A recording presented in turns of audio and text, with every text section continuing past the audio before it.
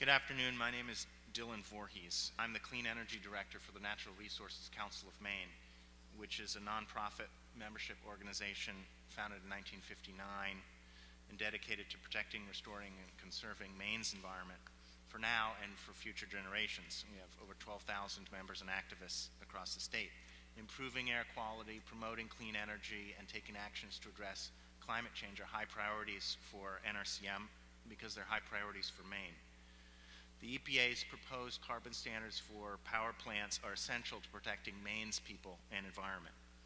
Maine's environment is tied to our culture and our economy in unique ways, making it especially critical that we address climate change and power plant air pollution as quickly and as effectively as possible.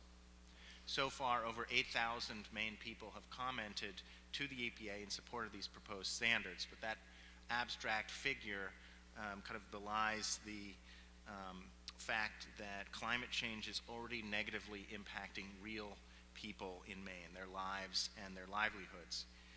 Last week, the EPA Administrator for Region 1 came up to Maine and to participate in and listen to a panel of Maine leaders talk about climate change, and I'd like to share a few of their words so you can have a sense of how much people in Maine have at stake. Harry Dwyer is a master logger and a forester from Fayette, Maine, who works in the woods for his own small forestry business. Harry doesn't earn a salary. His pay comes from the time he spends in the woods logging the woods, and these are some of his words. I don't think climate change is a future problem. I think we're in the midst of it right now, and I've been absorbing the economic costs of lost work time when heavy rain shuts us down, or when we're waiting for the ground to freeze to start a logging job. 10 or 15 years ago, no one had to worry about deer ticks in central Maine. Now I'm picking ticks off hours after I get home. They just weren't here because we used to have those cold winters that kept them at bay. I'm a parent, and the world we hand off to our children matters more to me than the lost work time and the economic cost of these things. Our asthma rates, especially childhood asthma, are far higher than is morally or ethically defensible. If you've ever laid awake at night listening to your child struggle to breathe, had to go everywhere with an inhaler, wondering at what point you're going to head to the hospital because the inhaler and the nebulizer aren't helping, then you will agree these rules are long overdue.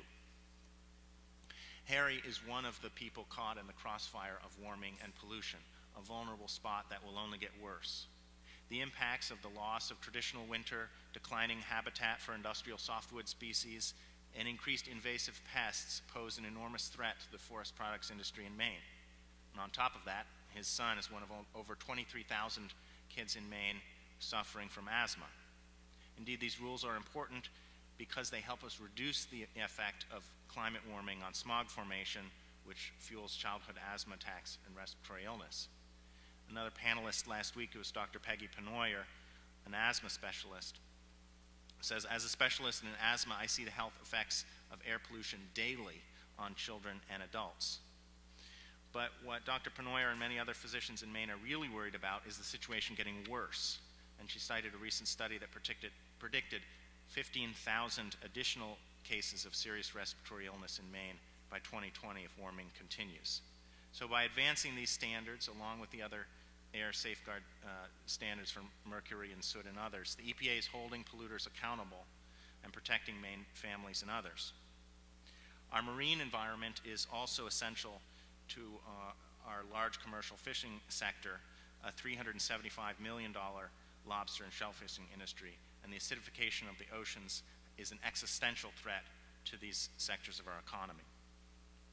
We congratulate and applaud the EPA for these standards for new power plants, but it is also even essential that standards for existing power plants come next. That's what the people of Maine need in order to preserve our way of life and our natural resource-based economies. In fact, Maine and other northeastern states have already taken action to limit carbon pollution from existing power plants through the innovative and highly successful Regional Greenhouse Gas Initiative. And because of the way that program is designed, independent assessments have shown that Maine's economy will see a net benefit of $92 million as a direct result of RGGI. But Maine cannot solve this problem alone. We are downwind of many power plants that need to be addressed. The power plants we build today are, of course, the existing power plants of the future that our children will inherit for 30 to 40 years to come. My 6-year-old daughter asked me this week why I was traveling to Washington, D.C., and she has only a vague sense of what I do. So she said, "Are you going there to clean the air, Daddy?" "Yes, I'm trying," I answered, "but to do that I have to persuade our leaders to make sure that we have less pollution. And so that's why I'm here on her behalf, on the behalf of the members of NRCM and the people of Maine, to support these rules and insist that we have strong carbon pollution standards from here on out." Thank you very much.